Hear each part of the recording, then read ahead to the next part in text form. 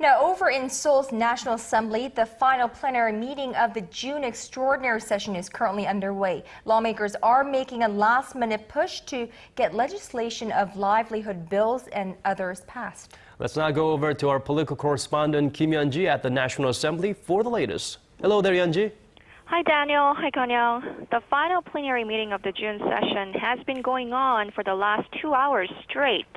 The full member assembly already voted on a number of bills related to economic democratization. Well, one of the bills approved was the franchise bill that protects franchisees from unfair trade practices at the hands of the franchisor.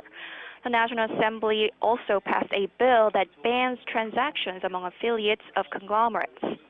In addition, lawmakers voted in favor of a bill that cuts their own pension privileges and bans them from holding posts outside of the National Assembly, including non-paid and honorary positions.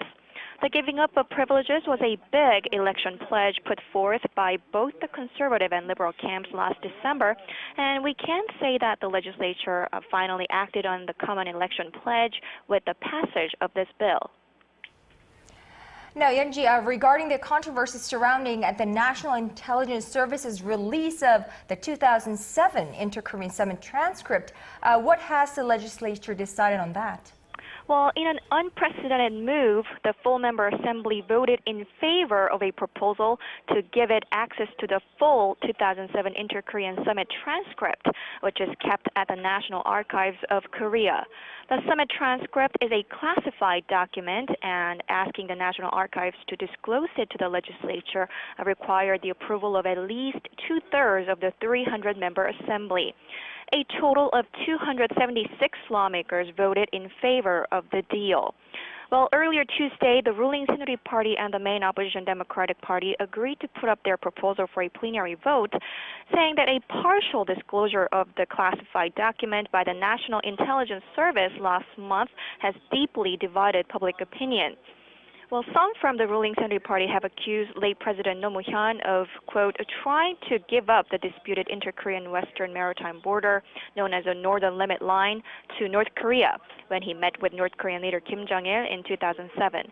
The DP, however, rejects that claim and argues that late President Roh only proposed creating a peace zone over the NLL with a joint maritime patrol. As per the National Assembly's approval today, lawmakers will gain access to all summit minutes, voice recordings of the two leaders, and all other supplementary materials about the summit. Well, Yeon-ji, I believe there is another issue that's on the table, which is big, involving the NIS again, right? That is correct. The full member assembly will vote on a plan to conduct a probe into suspicions that the National Intelligence Service interfered in last year's presidential election through a smear campaign online.